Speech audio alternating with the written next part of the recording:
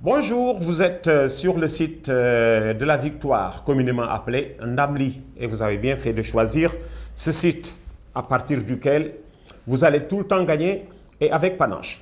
Alors, ce numéro est pour vous entretenir de la participation du Sénégal au dernier championnat du monde. C'était en Espagne. Hélas, l'équipe du Sénégal, après avoir connu le championnat le plus, j'ai envie de dire le plus probant. Voilà, le plus probant. Puisque pour la première fois, des Sénégalais sont allés au deuxième tour d'un championnat du monde de basket. Mais pour autant, on ne va pas crier victoire. Vous savez pourquoi? Il y avait 6 matchs à jouer. Les Sénégalais en ont perdu 4. Ils ont perdu plus qu'ils n'ont gagné. 6 matchs, 2 victoires, 4 défaites. Et ce championnat du monde, vous savez combien ça nous a coûté? 700 millions de francs CFA. Alors, aux Sénégalais, je rappelle ceci, aux dirigeants sénégalais, je rappelle ceci. Nous participons au championnat du monde depuis les toutes premières générations au Sénégal et peut-être en Afrique, puisque le Sénégal étant le pays d'Afrique le plus titré, infailliblement, le Sénégal est le pays d'Afrique qui a le plus participé à des championnats du monde. J'y ai été une fois, moi, avec les garçons, et une fois avec les filles. Avec les filles, c'était dès 1975, en Colombie. Avec les garçons, c'était en 1983. Cette fois-ci, c'était l'ASFA, du côté de Sao Paulo au Brésil. Alors, ce championnat du monde est un cadeau empoisonné. Mieux, c'est un championnat qui appauvrit davantage les Africains. Nous sommes aujourd'hui le pays d'Afrique le plus titré, le pays d'Afrique le plus titré, et aujourd'hui nous faisons partie des pays d'Afrique les moins lotis. Le plus titré et le moins loti. Tellement vrai qu'aujourd'hui, les législateurs en Afrique ont fini de nous dire « nous ne viendrons plus à Dakar » pour une phase finale de Coupe d'Afrique des Nations, simplement parce que vous n'avez plus de stadium. Votre stadium ne répond plus aux normes. Si vous mettez dans ce stadium 30 à 40 millions de francs, il va finir par répondre aux normes. Alors regardez, le stadium Marius Ndiaye a peut-être besoin de 40 millions de francs pour répondre aux normes. Le Sénégal jette 700 millions de francs à la fenêtre. Moi, j'appelle cela jeter 700 millions à la fenêtre, puisque notre échec à la Coupe du Monde est programmé. C'est tellement vrai que j'ai vu des dirigeants sauter au plafond après avoir gagné 2 matchs sur 6. Ils sont contents. Des dirigeants sont contents de gagner 2 matchs sur 6 et c'est cela qu'ils appellent une victoire. Non, ils peuvent peut-être gagner une bataille, mais ils ont perdu la guerre. Ils avaient 6 batailles pour gagner la guerre. Ils en ont perdu 4 matchs. Ils ont gagné 2 batailles. Finalement, ils ont fini par perdre la guerre. Alors, aux dirigeants du futur, je demande de ne pas marcher sur les plates-bandes des dirigeants du passé qui sont en train de tuer le basketball au Sénégal. Nous irons au championnat du monde. Nous irons toujours au championnat du monde. C'est à vivre. C'est même une récompense pour de jeunes Africains qui n'ont jamais vu un avion, qui ne sont jamais sortis du Sénégal. C'est peut-être une récompense. Comme on dit, voyager, c'est s'instruire. Voyager, c'est apprendre. Mieux que ceux qui sont restés en classe. C'est bien d'aller au championnat du monde. Et comme notre échec est programmé d'avance, nous, basketteurs africains, nous savons que nous n'avons pas le niveau du monde. Alors, en y allant, on se protège. Comment ne pas investir? Depuis des générations, j'ai vu des équipes nationales du Sénégal aller préparer le championnat du monde en stage aux États-Unis. Ils mettent de l'argent dont nous avons besoin à l'intérieur du Sénégal pour tendre, comme on dit, vers le progrès des générations à venir. Hélas, nous avons mis trop d'argent dans ces championnats du monde. Aujourd'hui, nous sommes le pays le plus nécessiteux dans ce domaine. Et ce que les Sénégalais ne savent pas, c'est qu'aujourd'hui, nous sommes en 2e division, nous, au Sénégal. Oui, nous sommes en 2e division. Comment peut-on être en deuxième division du côté du législateur? Eh bien, sont en deuxième division aujourd'hui les pays qui ne peuvent pas accueillir une phase finale de Coupe d'Afrique des Nations. Et ceci, nous le sommes autant en football qu'en basket.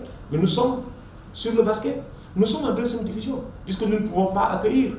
Et cela chargé de gérer le basketball en Afrique, on finit de nous dire, nous ne reviendrons plus chez vous tant que vous n'aurez pas remis la pendule à l'heure. Quelle est cette pendule? Remettre Marius Ndiaye au nord pour pouvoir un jour organiser une phase finale de Coupe d'Afrique des Nations. Voilà où nous en sommes. Et tenez-vous bien, chaque fois que nous avons parlé de notre participation à un championnat du monde, des dirigeants nouvellement arrivés à la tête de la fédération nous disent ce championnat du monde, c'est pour préparer le championnat d'Afrique.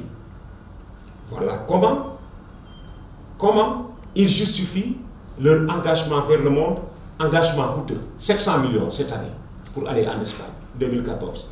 Alors, c'est pour, disent-ils, préparer le championnat d'Afrique. Que reste-t-il à prendre au championnat d'Afrique? Gagner la Coupe d'Afrique. Mais il y en a 30 Coupes d'Afrique à Dakar. Je rappelle que nous avons gagné 30 Coupes d'Afrique à Dakar. Comment peut-on investir pour gagner une 31e Coupe d'Afrique?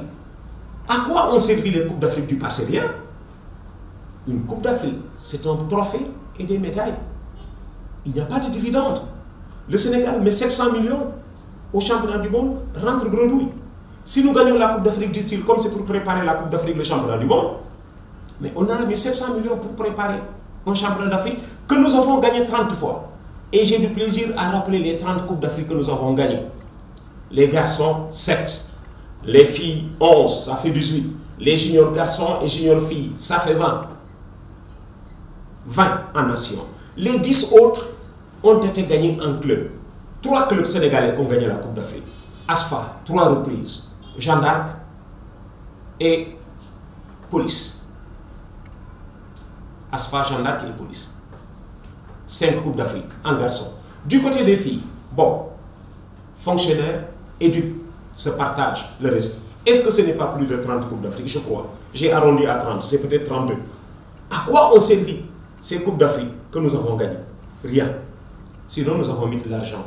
Alors, au lieu d'investir sur la gagne, sorte d'acheter une médaille, une coupe, il vaut mieux investir sur les générations. Et la meilleure manière d'investir sur les générations, c'est d'investir sur l'infrastructure sportive.